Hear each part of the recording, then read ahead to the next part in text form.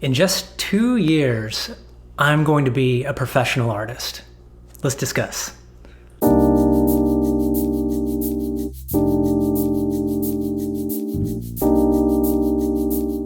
Hey friends, and welcome back to Kyle Heath Art.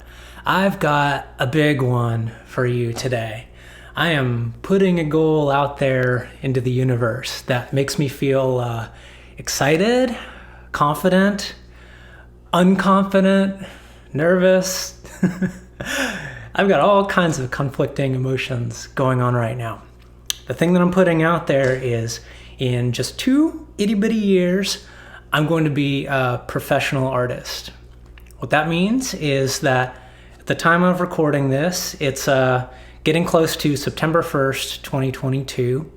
In September 1st, 2024, year of our Lord, I'm going to be a professional artist.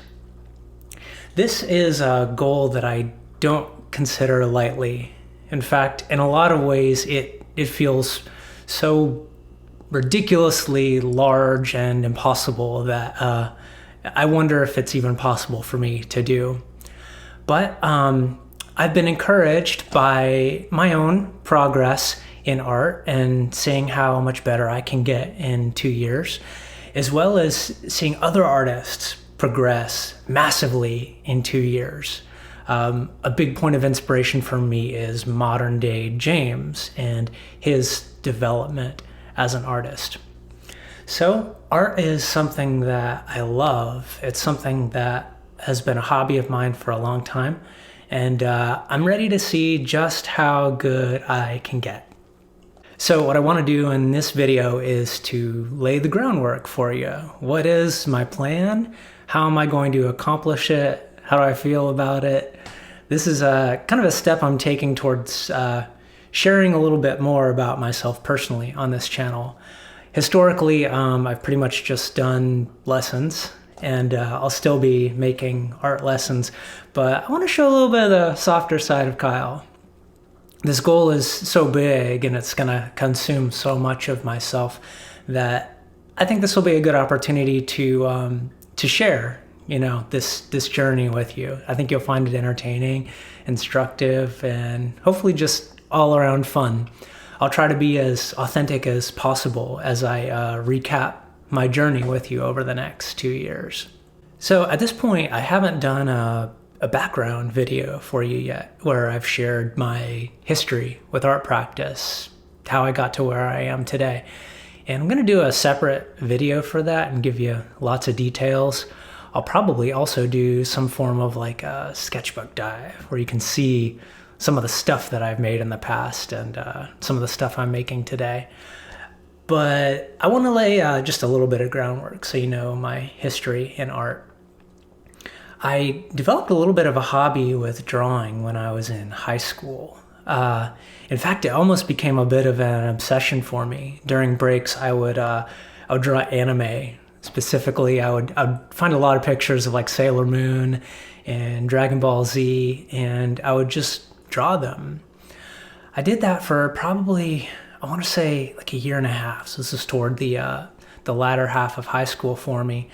And then I started trying to foray into drawing from the imagination, and I was so bad at it, or I felt like I was so bad at it, that I got discouraged and basically dropped all art for, 15 years, I guess. It was a long time.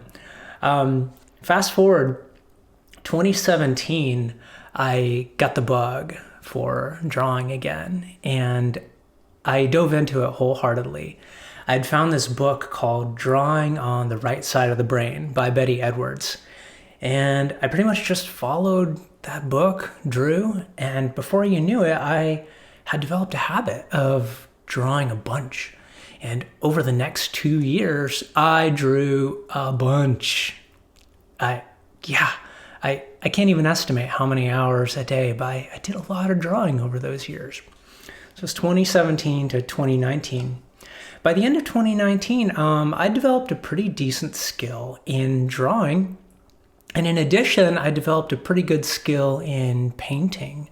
During that time, I'd found a painting mentor, and dove into painting as well. And by the end of 2019, I guess I could call myself like a semi-professional painter, whatever that means. I was in a gallery. I probably sold maybe, I don't know, $4,000 or $5,000 worth of paintings in 2019, something like that. I was painting and drawing a bunch. And yeah, after 2019, global things happened that stopped my art practice. I also became a parent, which stopped my art practice. And so for a period of 2.5 years, I didn't really do anything. And now I'm finding my momentum again. As you can tell, I'm releasing videos. I'm creating art again. And so here I am, not with the skill that I probably had at 2019, but very much the enthusiasm and desire. So on this video, I'll show you some examples of I'll show you some of my art from 2017 on the screen so you can kind of get a gist of where I started from. I'll show you some drawings and paintings from 2019. So it's kind of probably the peak of my skill level. I'll show you something I've done more recently. So that's kind of the groundwork for where I am now in my art skill. So now let me get into what I mean when I say I'm going to be a professional artist in 2 years. I mean something pretty specific by that, actually. When I say professional artist, in my mind, that's shorthand for I'm going to develop the skill of art. So this has nothing to do with me expending energy developing a business, increasing my presence on YouTube, or anything like that. As much as possible, I'm trying to keep this goal as sacred and having nothing to do with money, others, any of that stuff. So when I say I'm going to be a professional artist, what I mean is I'm going to develop a high level of the skill in art. The basis that I'm going to use to measure that is my roadmap to art skill, which is a video I just put out. In that roadmap to art skill, I broke down the skill of art into 9 fundamental sub-skills. This is the way that I personally view the skill of art. And something that's probably unique in my framework for that is that, in my mind, the fundamental skills of art don't just have to do with the practice of creating art, but also the cultivation of the mindset of an artist. So I have hard skills of art to improve, like drawing, for instance, but I also have soft skills to improve. For example, the skill of being able to play, the skill of being able to engage, things like that. So I'm using these 9 sub-skills in my roadmap to gauge my progress over the next 2 years. I've subjectively measured out where I think I am on each of these skills, and I'll put that on the screen now so you can see. This is where I think I am right now in terms of the skills of an artist. Now, my goal is that at the end of 2 years, I want to be an average skill level of 7 across all of these goals. And again, that sounds laughably difficult. What have I gotten myself into? I know what it took me to become a 7 in my mind in the skill of drawing. So the thought of being that or better in all of these 9 skills, hachi machi, yeah. That sounds crazy. But I feel it's important to set a goal that is not easily achievable, but something that has some realm of possibility if I stick to it. There will be a lot of things required of me to achieve this, but also it's going to be fun, you know? Ultimately, it doesn't really matter. My main goal in this is to have a good time, because I know if I have a good time, that will increase the likelihood that I will be disciplined, because it's something that I'll enjoy doing. If I'm having a good time, that'll increase the likelihood that I'll pay attention day by day when I'm creating art. And ironically enough, that will also increase the likelihood that in 2 years I'll be able to make money off of art. I'll have a following. But I consider it very important to not focus on those exterior skills, but to focus on the pure practice, engagement, and enjoyment of art. I think the more that I'm able to do that, the more the likelihood that I will have good results at the end of these 2 years. So now let me share with you the practicals of how I plan to do this.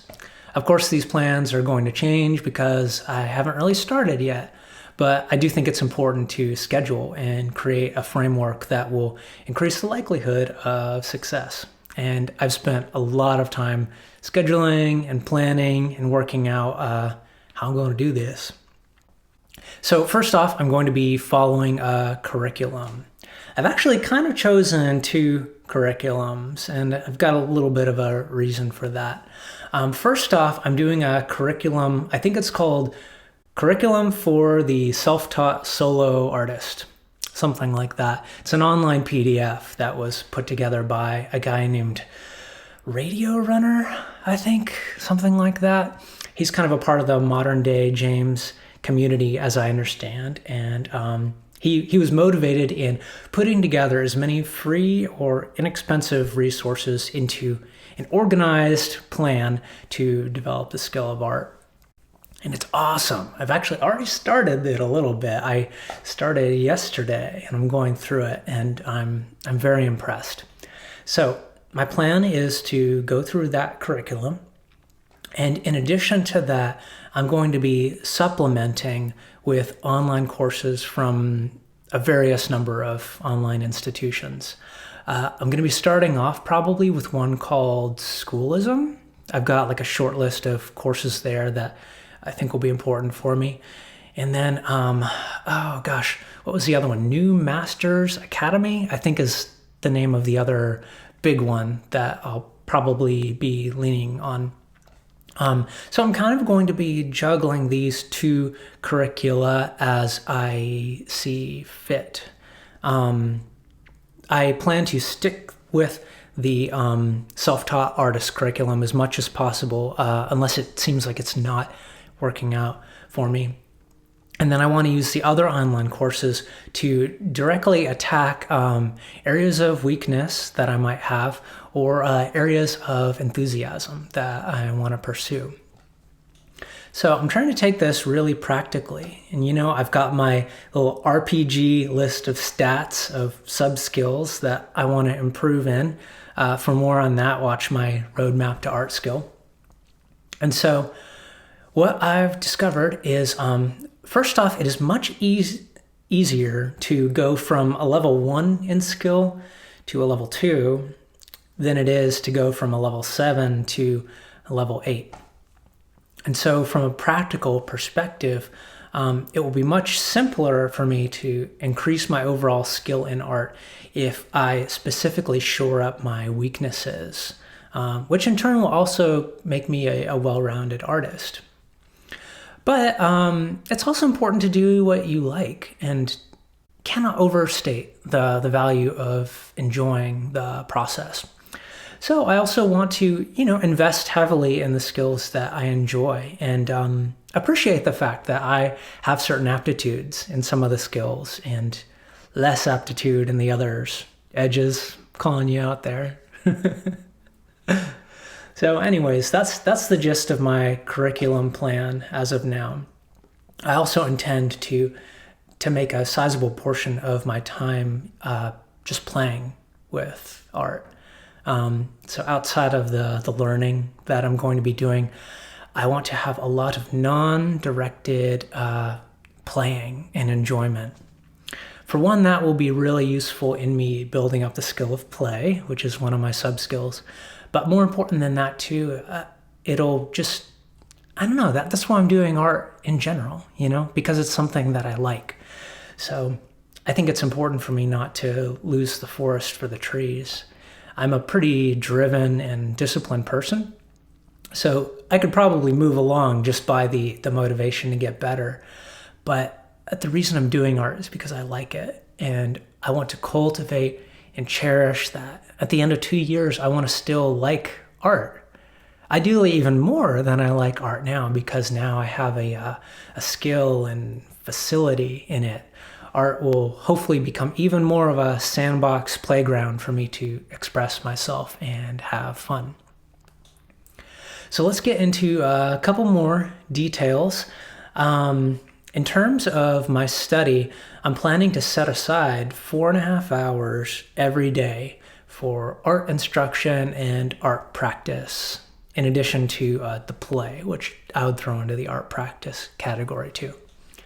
So 4.5 hours, that's no joke. I've created a schedule to support that. Obviously, that schedule is going to shift a lot, but I spent a lot of time thinking about, first off, how to fit that much art practice in the day, but also how can I organize that to support my health, my well-being, my happiness in general. One of my specific limitations that I'm very aware of is I have a tendency to get injuries from practicing too much. Namely, I have wrestled with tennis elbow in both of my arms for years, and it has dogged me and kept me away from art practice.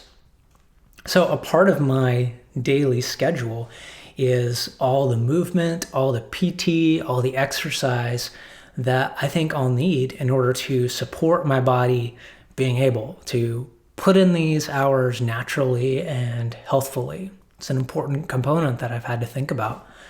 I've scheduled in things related to sleep, things related to relaxation, not thinking about anything. I'm starting to get into food and stuff. So yeah, I'm very proud and excited by my schedule. I've already seen how scheduling has increased my energy and enabled me to just be happier and better over the past 6 months. And so I've really dove into that with planning for this art practice. I've also done a lot of other things to smooth out the road for the practice. I've spent a lot of time doing physical training to get ready for this. Yes, I'm physically training to become an artist. And I spent a lot of time planning out an ergonomic workstation. I'll probably do a video on both of those things separately, actually. I think you'll find my workspace video really interesting, and probably the exercise stuff too. And I do have an art injuries video if you want, I don't know, but my current thoughts that I've put out on that subject already. That's a good video for anybody who's struggling with an art injury. Another important thing to note here is I do have a day job, so I can't just devote all of my time willy-nilly to art. That would actually make things so much easier. But thankfully, I'm an entrepreneur, I'm self-employed, and what that means is I have some extra flexibility to arrange my time in order to support this. The way that I'm planning to handle my day job in addition to this art stuff is to front load the beginning of my week with as much directed work as I can on my day job. I'll spend all the time that I can at the beginning of the week getting my week's work stuff shored up as much as possible. And then I'll spend mornings every day other than that doing my day job. That should be enough outside of the busy seasons for me to keep the business afloat and open up enough time where I can really devote myself to art. A couple other little things before I sign off. I consider probably the most important aspect of this process to be the practice of art. Those 4.5 hours that I've set aside to make art daily, I consider that to probably be the most important factor of whether or not I'm going to be successful with this. It's kind of like when you're a marathon runner. I see a lot of similarities there, actually. For a runner, your weekly mileage is really important, and doing what your body needs in order to get your mileage up as much as possible while staying healthy. A lot of that is the determiner of success in how good of a runner you become. I consider mileage to be probably the most important factor in the next 2 years as well. Will I be able to spend 4.5 hours daily doing this art practice, or as much time as I can? I would say the more time that I spend drawing with some form of engaged attention, probably the greater the likelihood that I'm gonna be successful here. And then secondly, I think this is the last thing, I wanted to share with you what mediums I'm probably gonna be using. You've probably seen from my videos that I do all kinds of mediums: oil painting, a lot of Procreate stuff, drawing. For the next 2 years, you'll see me doing a lot of drawing, and you'll see me doing a lot of digital art. The main reasons for that is because those are the two things I like right now. But there are benefits to that too. With the digital aspect specifically, I think there's a lot of benefit to the speed of iteration that digital art offers compared to a traditional medium like oil painting. You can make more stuff digitally more quickly. You can mess up more often. And I've got a video about that if you're interested. It's a video called Digital versus Traditional Art. So there we go. I put it out there into the universe. Whew, feels real now. I'll be chiming in regularly on YouTube with progress reports, at least quarterly. I'm gonna come in here and just tell you about how it's going, how I'm feeling, give you a little bird's eye view into all this. And I'll still be making those teaching videos too, so don't worry. Thank you for following along with me. I feel grateful that I have a medium for self-expression in YouTube. I really like talking about this stuff. So for those of you who are following along with my journey or following along with my lessons, I appreciate you taking your time to be with me. It's a real gift. So happy art making to all of you, and signing out.